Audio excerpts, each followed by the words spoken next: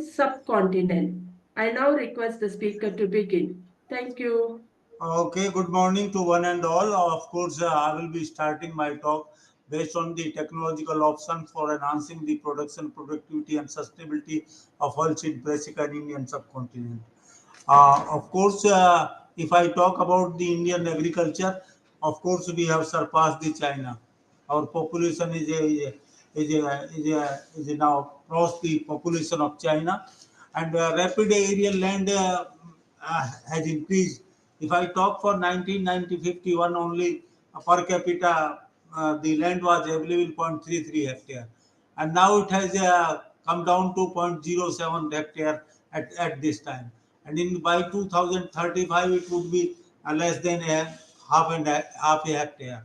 It means when the land pressure, land use would be increased, then certainly many small farmers will be there. And if I talk for the oilseed crops, there are number of oilseed crop, but we are big deficient in oilseed production. Particularly the edible oil production is in big demand. Say for example, we are producing you can say the around 12 to 13 million ton, and we are importing near about 14 million ton. And after 14 million ton, mainly we are dependent with the palm oil, but we are spending the huge amount, 70,000 crore rupees we are spending.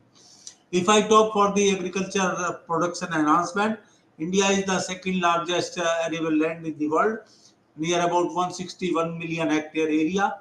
And if I talk for the cultivated area, it is around 159 million hectare. And if I talk for the irrigated, 63 million hectare area is irrigated. And India has the richest country, particularly as far as the agroclimatic zones are concerned. You name any crop which is not being grown in India. It is grown in India in one or the other part of the country. If I talk for the percentage area in terms of the world area, we are having only 2.4% area of the world. We are having 17% the human population. We are having the 18% the animal population, and we are the country of stray dogs. And tremendous pressure has increased in agricultural productivity. Since there is no agriculture policy, no population policy, and there is no political will which convert the idea into policy. And of course, India has seed industry has to play a big role for enhancing the production and productivity. If I talk for the Human Development Index, we are at 134th place. If we talk for the Human Happiness Index, we are very in poor position, or around 181. If I talk the challenges and opportunity of our agriculture, we cannot increase the crop area. Of course, we have to look for the productivity per unit area and per unit time. And in that context, water is a big challenge. Resources are the big constraint. Water is a big problem. Nutrient declining, mining of the nutrients is another problem. Quality seed is also a challenge. Strong R&D and new technology are to be geared up, and crop management and specific agro techniques are required for hybrid as well as for the variety. If I talk for the agriculture as a whole, it has the major land use. It is the largest industry. It is the sole provider of food, and it gives the employment to the rural population. It is based on not only the advanced technology, but it advanced with the traditional knowledge also, and it is a major contributor in the GDP. If I talk for the sustainability for the yield enhancement in agriculture, it depends on the four different factors. The four most important is the soil health, then second is the precision agriculture, and third one is the integrated management of the pest and diseases, and fourth is the diversification. If we take care of all these four factors, then definitely we would be able to enhance the productivity as well as for the sustainability also.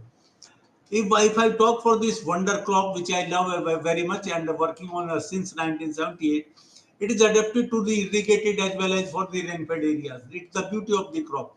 Other area is irrigated or rain-fed, it can be grown successfully. It can be grown as a sole crop, it can be grown as a mixed crop, or rather intermittent intercropping. And intercropping, you name any rabi oil seed crop, or rabi crops, you can grow with any of the crop. Either it is wheat, either it is chickpea, either it is barley, either it is any other thing where it can be grown successfully. And it is a relatively salt tolerant. It gives higher returns with low cost of production. It requires low water requirement, and it species possess 35 to 46% oil content, and these are the crop which possess the high unsaturated fatty acid more than 70%. It is more responsible for those areas where the heavy metals is a big problem. And Indian mustard is the most responsive to extract the heavy metals very easily, and one of the best crop in mining the effect of the climate change. And very healthy oil with high nutrition value, versatility in culinary application and consumer preference. And the another beauty is that where the not only the scarcity of the water is there, the quality of water is very poor. Wheresoever, say for example, if I talk for the southern Haryana and Rajasthan major area, where the not only the water scarcity is there, but the quality of water is very good. And only the crop like mustard can be grown. Therefore, it becomes a incentive crops. It requires certain kind of incentive from the government, the farmers, those who grow the mustard, and it prevents the many. It has many health benefits which are listed on the right side. It reduces risk of cardiovascular diseases. It helps in the respiratory disorders. It helps in smoothing the ringworms. It promotes many number of skin diseases, and it is a species which possesses the 19% selenium, rich in vitamins and rich in nutrient fiber. Not only this, but it has the property of the cholesterol free, sugar free, sodium free, and one spoon give about the 40 grams. And no carbohydrate is there, no protein is there, but it gives 124 calories out of a spoon. Actually, it improves circulation. It is an irritant. It boosts your appetite. It fight against bacterial infection. It prevents fungal infection, and good for hairs. It's a promote sweeting, repels the insect and other things. If I talk for the mineral, you talk for the sulfur, you talk for phosphorus, you talk for calcium, you talk for potassium, you talk for magnesium, you talk for manganese, you talk for zinc. Sufficient amount is available. And these calcium, magnesium, copper, iron, selenium, and zinc are responsible for good health or for the good health. If I talk for the current trend of in the world, about you can say the 14.9 million hectare area is under rapeseed mustard crop throughout the globe. If I talk for the productivity, it's around 2 ton. And if I talk for the last 5 year, about 17% gain in the area is there, and 21% increase in the production, and 4% increase in the yield. And if I talk for my own country, certainly in last 5 years, we have increased about 33% increase in area, 41.9% increase in production. And if I talk for the comparison of the world, has gained about 4% gain, whereas we have gain of 6.2%. But our productivity is hovering around 1.3 to 1.5 ton, where world productivity hovering 2.1 ton. It's only because of the day difference. Reproductive period is more, and the crop is of a long duration. Whole year one crop is being taken, where we are growing many crops in a area. If I talk for the rapeseed mustard, although earlier groundnut was holding the number one position in the total production, but the recent figure shows that mustard is at number one, followed by soybean, groundnut, castor, sesame, sunflower, linseed, safflower, and Niger. But if you see the total oil seeds, we are producing about 39 million tons, and out of that, about 13 million ton is the rapeseed mustard. It means that the mustard contribution is about 33% in the total oil seed production. If I talk for the entire oil seed production scenario in India, then of course the Madhya Pradesh ranks first as far as the total area is concerned. But however, the production of total oil seed, come from the state like Rajasthan, followed by Madhya Pradesh, Gujarat, Maharashtra, Uttar Pradesh, Haryana, West Bengal, Tamil Nadu, Karnataka, Telangana, and others. And if I talk for the total oilseed production, it's about 95% from Rajasthan, and it's about you can say the 27% from the Madhya Pradesh.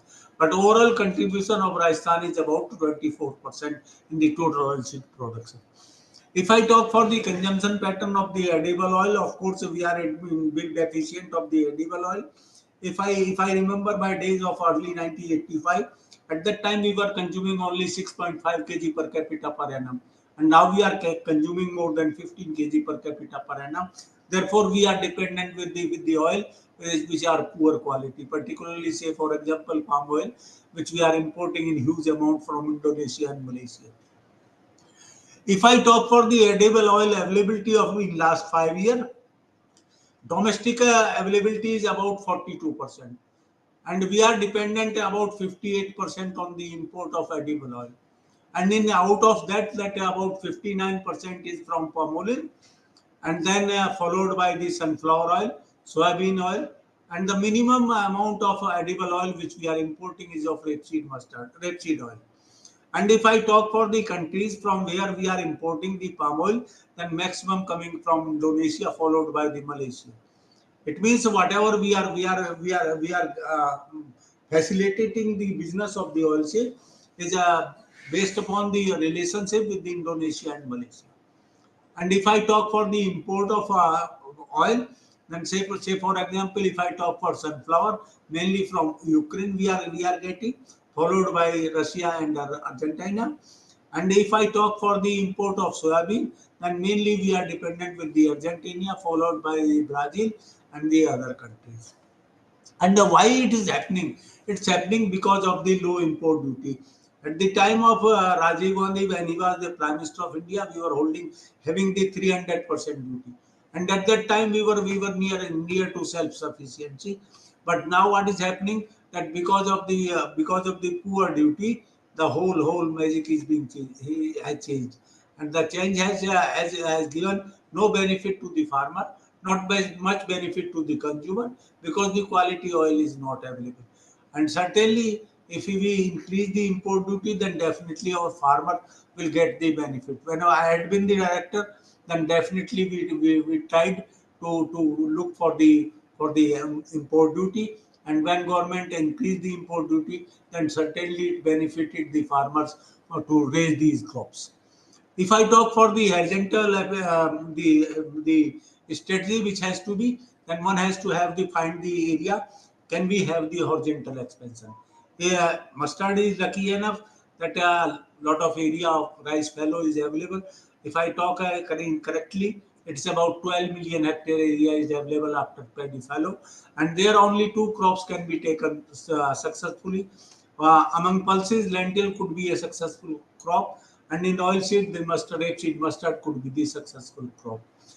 We are making some efforts to expand the area under the rice fallow, and not only in rice fallow, but in those areas where mustard had not had been there.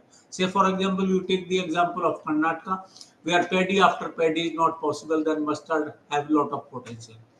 Then second strategy has to be have to enhance the genetic potential of the varieties. Then definitely we are making a headway to improve the productivity of the existing varieties.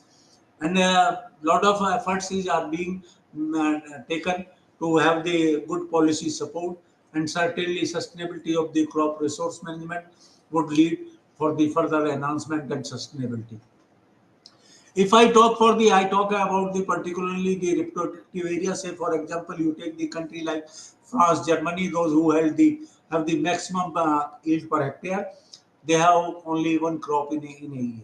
Whereas India is having a crop of about on an average 120 days, and our productivity is very close to the many of the countries, even better than some of the countries like Australia and China.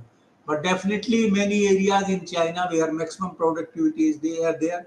Say, for example, Wuhan province, then same we have in our own country. If I talk the net availability, as I mentioned, that about 26 million ton we require, and we are producing about 12.6 million ton, and that is definitely there is a gap of near 14 to 15 million ton gap is there. Of course, we are exporting, but very little amount we are exporting. I was talking about the revolution. We have achieved the almost self-sufficiency during the year of 96-97. If I talk for the oilseed mission, which was started now long ago in 85-86, then we could increase the area about 34%. We could have the increase in the production about 107%, and in productivity about the 54.7%. It means self-sufficiency will increase from 69 to 97%. And of course, the same mission, if would have been continued, then definitely would have not been in deficiency of the edible oils. There are two important things. One is to change the consumption habits, and second is to enhance the production potentials in different areas. If I talk for the management, improving the crop productivity, it depends on the best variety and the hybrid. It depends on the best environment. It depends on the management.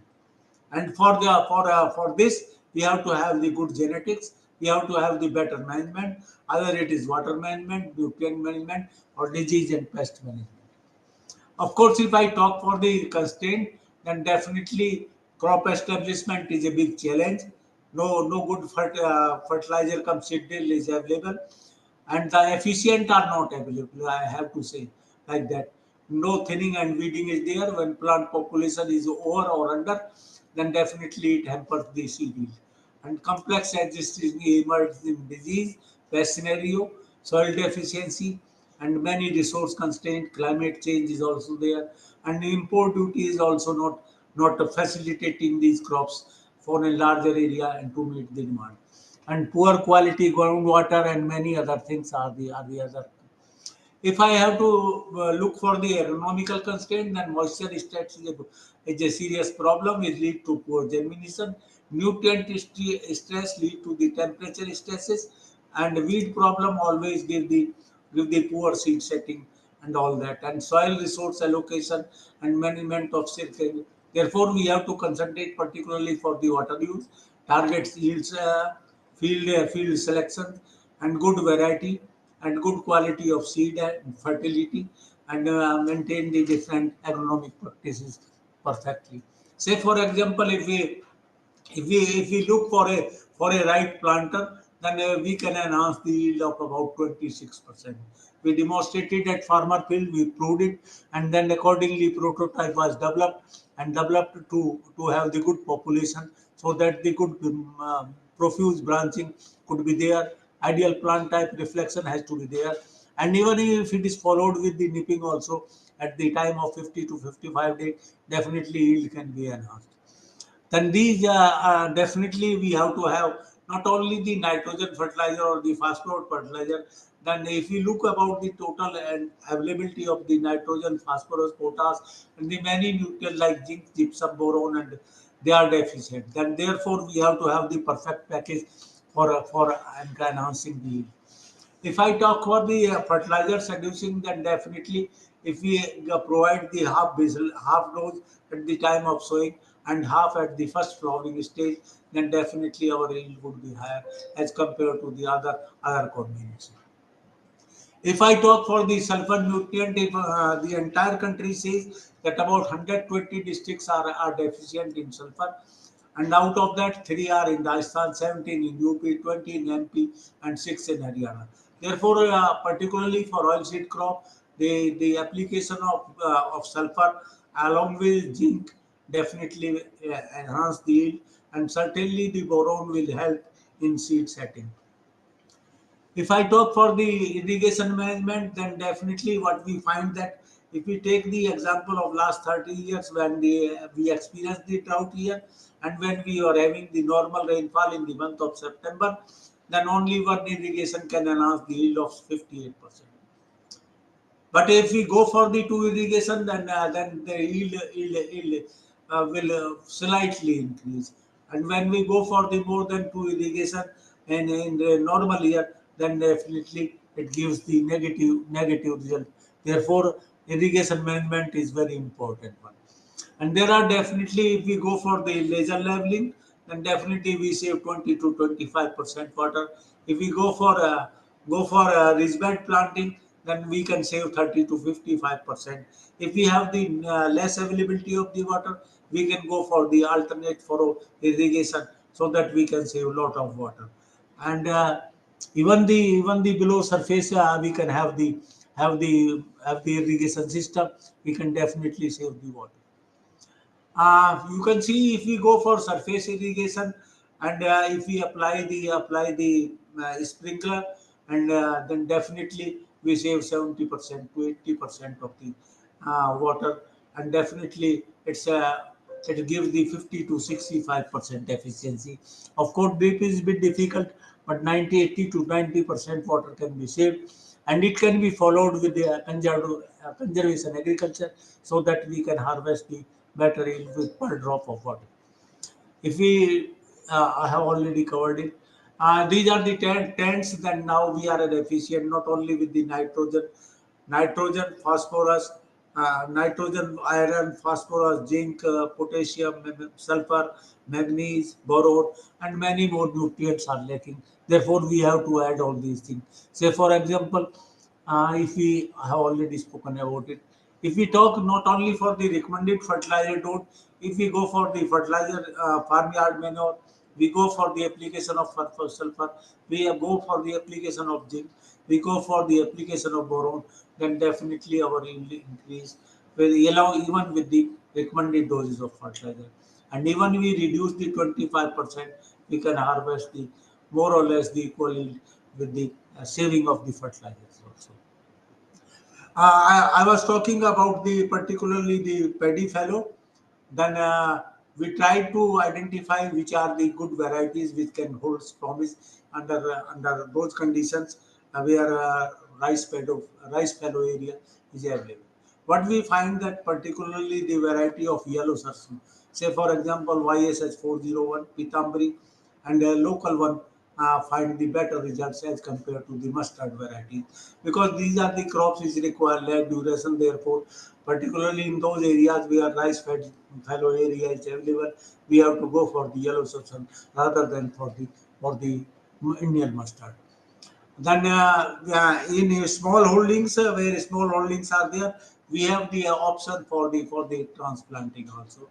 And when we go for the transplanting, then definitely 21 days old plants can be tried in a different plant geometry. And what we find that if we follow the 45 centimeter into 30 centimeter spacing, then definitely we can harvest about 3.7 ton, 3.8 ton per hectare.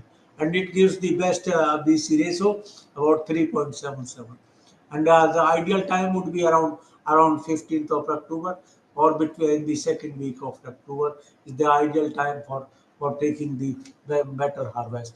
And therefore, we have to have the nursery planting about 21 days earlier than the October sowing. Therefore, our planting material has to be sown in the last week of September, so that we can transplant somewhere in the second week of October, and we can harvest the better.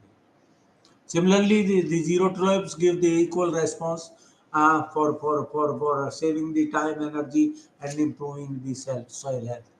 And this is the prototype which we developed, which control the depth, which control the fertilizer application below the seed, and good enough for the right crop establishment.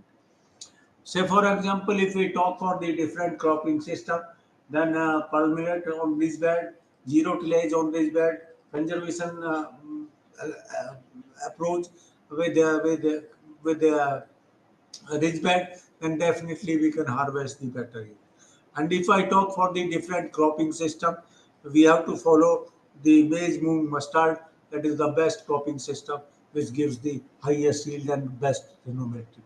If I talk for the resource permanent raised bed, followed by the zero tillage and the conventional tillage, then definitely our sustainability index would be high, our production efficiency would be high if we are following the permanent bed and raising the crop, not only for the water productivity but for the economic efficiency. If I talk for the major use and the conservation of the agriculture, then definitely the crop with the with a different combination with raised bed then gives the good yield. And on-farm trials, as I mentioned that already, we find about 26% increase. And then there are different conservation techniques where green gram and moong and mustard that gives the better yield. If I talk for the residue also, that gives the better residue. If I talk for the yield also, that gives the maximum with the maize mustard combination, moong maize mustard combination. If I talk for the economics, then I have already covered it. Therefore, if I go for nipping in different, then definitely we find good response with the better released varieties when we go for the nipping. And with nipping, we can save lot of energy. Even the fodder can be used for small kettles and for the milching kettles, and we can definitely have an increase of 10 to 15%. Not only this, but the harvest index can also be increased. We identified the different genotype which gives the better response for the drought, so that the drought responses can be mitigated. Now we have the genotype which are doing well under the conserved moisture, or the low moisture, or under the low availability of the moisture, or in drought years also they perform very well. Definitely, number of genotype have been identified which require the more nitrogen and for harvesting the better yield. And even the yield up to the 3.7 ton by many farmers can be harvested by managing the good nutrient with the released varieties. Balanced use of fertilizers is very important. Rogging of affected plant is important. Crop rotation is important. Use of fungicides, particularly the use of carbendazim at the 50 to 60 days, and the another after 15 days, definitely help in maintaining in solving the disease problem. And particularly the stem rot can be effectively controlled by using the carbendazim or Bawastin at 1% in 50 days, and then again at 70 days. It helps a lot. Then definitely insect can be managed, very simple measures. And if we go for the normal planting or the right time of planting, then definitely insect pest management and disease are not a serious problem. Similarly, the as I mentioned that stem rot, which is a serious disease, it can be effectively controlled. It's not a very serious, particularly as far as alternaria blight is concerned. Now, white rust also, number of genotype have been identified which are registered or tolerant to the white rust. But even very simple spray of dithium 45 can protect the crop. Frost also can be managed by growing those genotypes which escape the frost attack. And in that process, the RS725, 749, and RH1975 holds the great promise. And even the variety like which have been recommended for the red bed condition, RH1424, they are very good. And the harvesting of a crop is a very important factor. If we harvest too early, then definitely we would be having the loss in not only in the yield, but also the yield losses in the oil content. When the fusilica turns chalice, then definitely the slight reduction in oil content will be there. Therefore, the right stage has to be identified. And when silica turns around yellow, then definitely it is a right stage.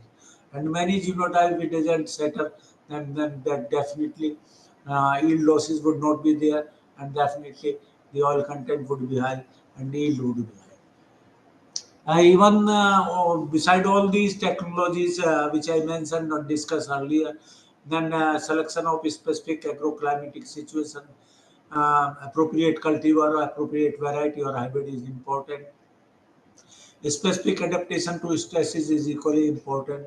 Right cropping system is important. Optimum seed rate and spacings are important. And optimum time of seeding is equally important. These are low cost input technology which can be managed and can be harvested better. Even detopping, timely weeding, direction of sowing. If we go for north-south sowing, then definitely the light penetration would be more, and we would be able to harvest better yield, even 10% higher than the other direction. With these words, I thanks one and all. Thanks for your patience, and thanks for the Agricultural Information Center for giving me the opportunity to share some of my experiences and the presentation. Thank you very much. Thank you very much, sir, for a wonderful presentation. I will take up the questions now. In the meantime, is it possible to stop share the screen, sir, Of course, I can stop. so that we can see your full video? Okay, I will. आना जरा विजय. Yes, sir. Okay. I'll move on to the questions now. Slightly adjust it. Yes, sir. देखिए आगे से adjust करिए. No, no. We can't see your face. All right. No, no, no. It's slightly, थोड़ा slightly. थोड़ा ऊपर कर, थोड़ा ऊपर कर. Okay. Okay, नहीं नहीं. sir. Yeah. Anyway, Yeah. Thank you very much, sir. I'll move on to the questions now. The first yeah, question welcome. is,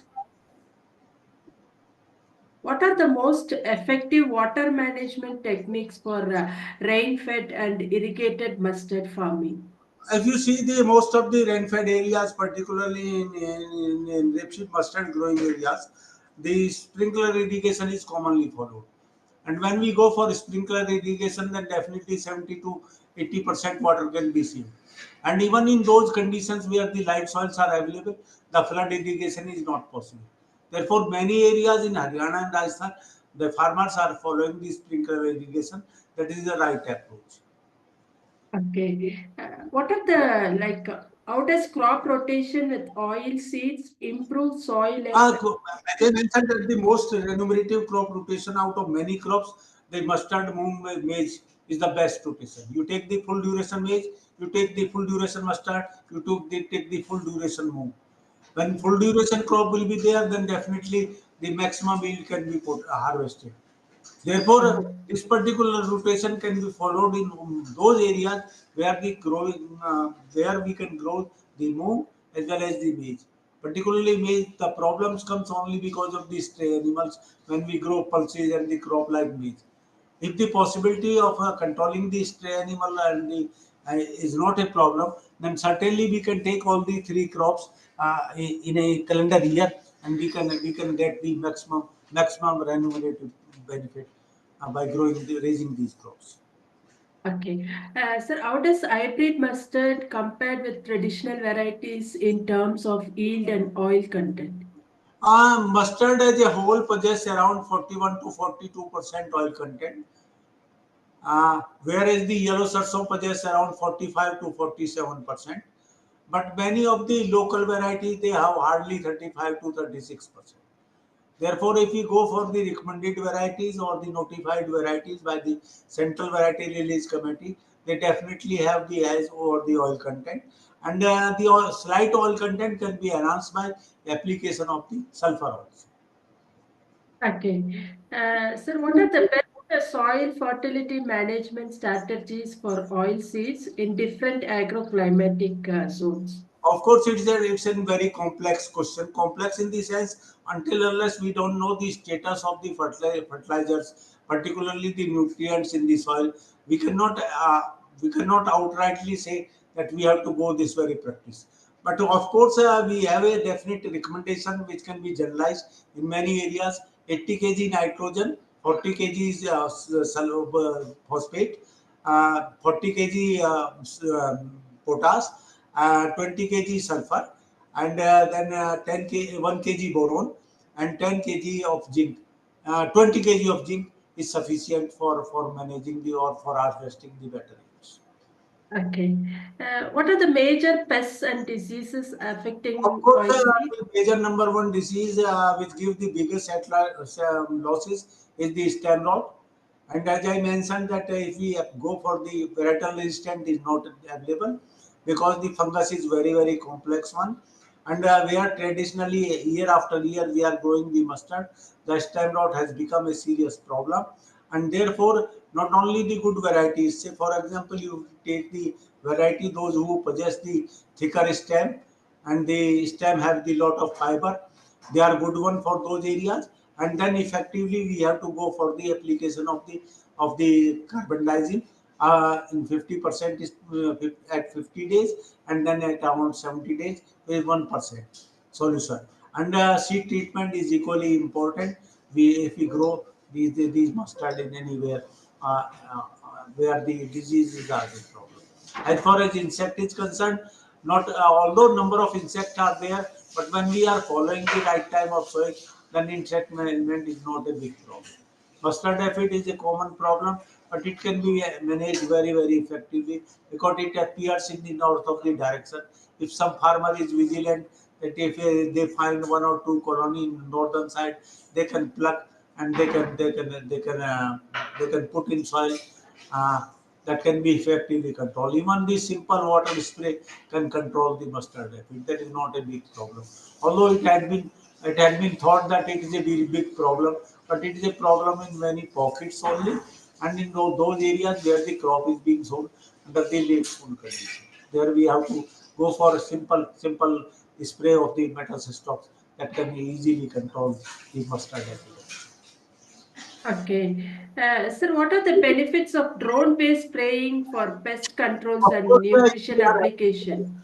India is the country we are not having the big holding. Of course, drone spraying can be followed if we are having the larger area. And when we have the smaller area, then it is difficult. Economically, it is difficult to go for this spray.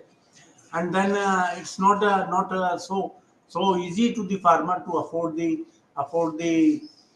you can say the drone spray and all that. It's not commonly available everywhere.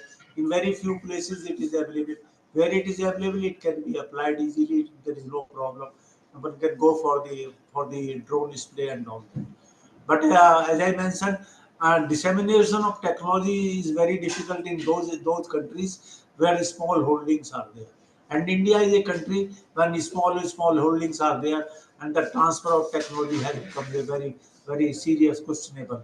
Therefore, the use of such a drone and all that sometimes find difficult, and economically it's not that viable as farmer look for.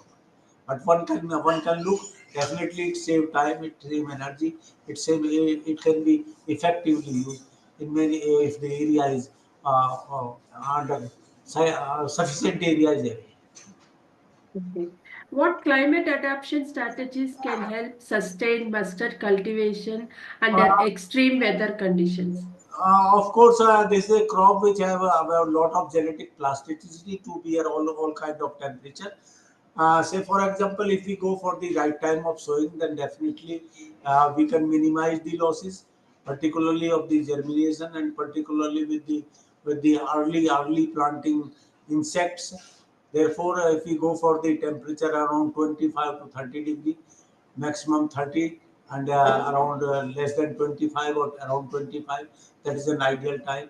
And when minus temperature is there, one can go for the light irrigation, and that can effectively, and even the urea spray can help in minimizing the freezing losses, particularly the frost losses.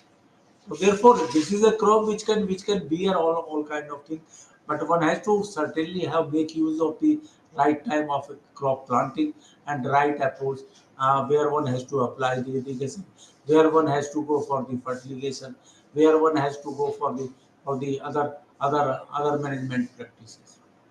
Okay. What government policies and subsidies support mustard farmers in Not, India? farmer doesn't require subsidy. Farmer require the better prices in any of the crop.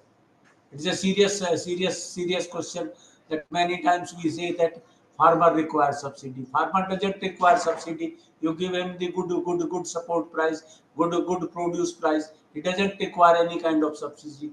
Of course, to disseminate or to encourage the farmer, the government of India is giving the subsidy on the seed. The quality seeds availability is there, and definitely they are giving a near about 50% of subsidy. But as I mentioned that subsidy is not the answer.